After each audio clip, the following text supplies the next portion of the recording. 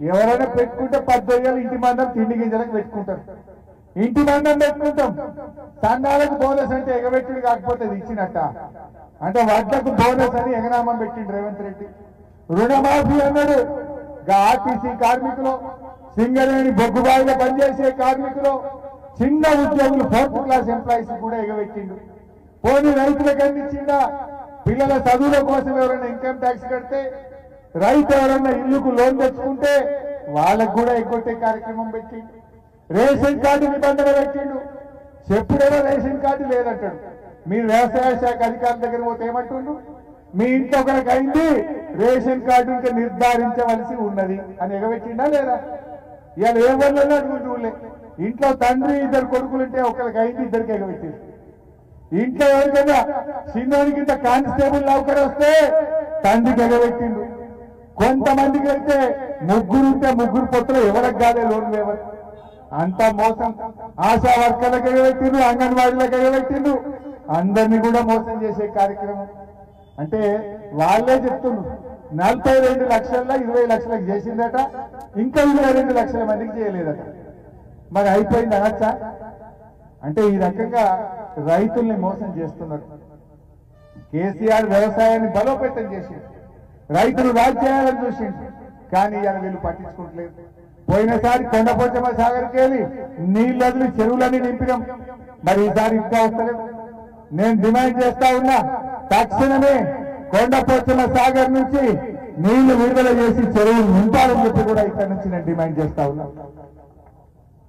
నవాబ్పేట చెరువుల ద్వారా, నవాబ్పేట రిజర్వాయర్ ద్వారా అన్ని చెరువులు నింపాలని చెప్పి కూడా డిమాండ్ చేస్తా ఉన్నాం. మరి ఈరోజు మీరు ఆలోచించండి. దయచేసి మనందరం కూడా గట్టిగా ఫైట్ చేయాలి, లేకపోతే వీళ్ళు మోసం చేస్తారు. ఇలా ముసలోళ్ళ పింఛన్ కూడా చక్కగా వస్తలేదు ఊళ్ళల్లో. 2 నెలల పింఛన్ రాలేదు. చెప్పుడేమో 4,000 అన్నారు, ఇప్పుడు 2 నెలలకి వెళ్ళి పింఛన్ రాలేదు.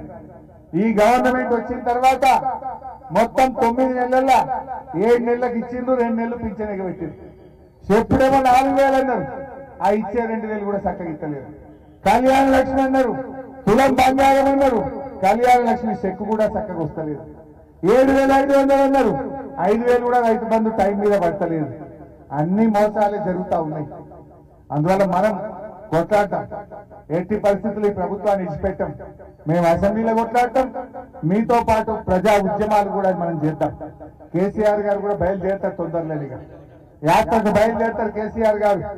తప్పకుండా ఈ ప్రభుత్వం మెడలు వంచి రైతులకు ఇచ్చిన హామీలు అమలు చేసేదాకా కేసీఆర్ గారి నాయకత్వంలో ఈ పోరాటం కొనసాగుతుంది. ఇవాళ కొంతమంది జర్నలిస్టులు ముఖ్యమంత్రి సొంత ఊరు కొండారెడ్డిపల్లికి పోయింది.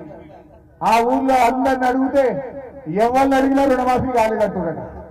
రూపాయికి 12 మంది రుణమాఫీ కాలేదంటున్నట.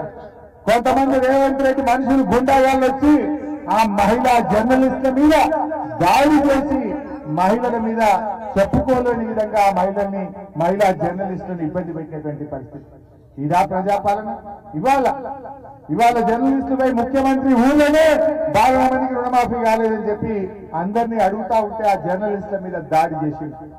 మన తుంగతుర్తిలో మన గ్యాదర్ కిషోర్ మాజీ ఎమ్మెల్యే మీద, మన బీఆర్ఎస్ కార్యకర్తల మీద ధర్నా చేస్తా ఉంటే కోడిగుడ్లతో దాడి చేసే ప్రయత్నం చేసింది. ఎప్పుడన్నా మనకి ఇట్లా చేసినామా? ఇది వాళ్ళ ప్రజాపాలన పేరు మీద ఇందిరమ్మ రాజ్యం ముసుగులో అక్రమాలు చేస్తా ఉన్నారు. రైతులకు నోటీసులు ఇస్తా ఉన్నారు, ధర్నాలు చేస్తే కేసులు పెడుతున్నారు. ఆనాడేమో రైతు రుణమాఫీ అన్నారు, ఇవాళ రైతుల మీదనేమో రణం చేస్తున్నారు. రైతుల మీద అక్రమ కేసులు పెడుతున్నారు, రైతుల్ని ఇబ్బంది పెట్టేటువంటి ప్రయత్నం చేస్తున్నారు. నేను మీ అందరినీ కూడా కోరేది ఒక్కటి, ఎట్టి పరిస్థితుల్లో బీఆర్ఎస్ కార్యకర్తలు రైతులు రుణమాఫీ అయ్యేదాకా పిడికిలు బిగించే ఉండాలి. మీ ఊళ్ళో ఎంతమందికి కాలేదో వివరాలు సేకరించి సునీతమ్మ గారికి, భిక్షమయ్య గారికి అందజేయండి. తప్పకుండా మేము ప్రభుత్వం దృష్టికి తీసుకుపోతాం. ఈ ప్రభుత్వం మెడలు వంచుతాం. రుణమాఫీ అయ్యేదాకా మేము వీళ్ళని వదిలిపెట్టే ప్రశ్నే లేదు. మీరు ఇలా ఇంకోటి కూడా గమనించండి, కొంతమందికి మాఫీ అయింది ఊర్లే, అయిన వాళ్ళకు కూడా బ్యాంక్ వాళ్ళు ఏమంటుర్రే, మిత్తి కట్టుర్రే అంటారు. ఈయన డిసెంబర్ 9 నాడు చేస్తా అన్నాడు, మోసం చేసిండు రేవంత్ రెడ్డి. ఆగస్టులో మాఫీ చేసిండు, అది కూడా 40 పైసలు చేసిండు, 60 పైసలు ఎగబెట్టిండు. ఆ చేసిన వాళ్ళకన్నా సరిగా చేసిండు అంటే డిసెంబర్ దాకానే మిత్తి కట్టిండు. బ్యాంక్ వాడు అంటుండు డిసెంబర్కి వెళ్ళి ఆగస్టు దాకా మిత్తి కట్టింటుండ్రు రైతులు. ప్రతి రైతు 10,000, 20,000, 15,000 మిత్తి కట్టనే ఆ పాక్షిక మాఫీ అయింది. చెప్పింది 42 లక్షల మందికి, చేసింది 20 లక్షలకు. చేసిన 20 లక్షల మందికి కూడా పూర్తిగా చేయలేదు. రైతుల దగ్గర ఇవాళ బ్యాంక్ వాళ్ళు మిత్తి వసూలు చేసేటువంటి పరిస్థితి వచ్చింది. అంటే మొత్తంగా కూడా దగా చేసింది రేవంత్ రెడ్డి ప్రభుత్వం, మోసం చేసింది రేవంత్ రెడ్డి ప్రభుత్వం. సో మిత్రులారా, మాకు ఇంకా జనగాంలో కూడా ధర్నా ఉంది. పల్లా రాజేశ్వర రెడ్డి గారు తొందరగా రమ్మని ఒకటే ఫోన్లు కొడతా ఉన్నాడు.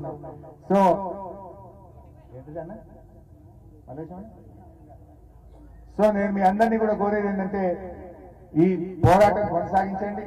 గ్రామాల్లో చాటింపు చేయండి. ఊరిలో ఇంటింటికి వెళ్లి ఎవరికి రుణమాఫీ అయింది, ఎవరికి కాలేదో వివరాలు సేకరించండి. కానోళ్ళ లిస్టు సునీతమ్మకి ఇవ్వండి. సునీతమ్మ మాకు ఇస్తే మేము చీఫ్ సెక్రటరీకి ఇచ్చి హైదరాబాద్ లో పోరాటం చేసి ప్రతి రైతుకు రుణమాఫీ అయ్యేదాకా బీఆర్ఎస్ పార్టీ మీకు అండగా ఉంటుందని చెప్పి మనవి చేస్తూ జై తెలంగాణ.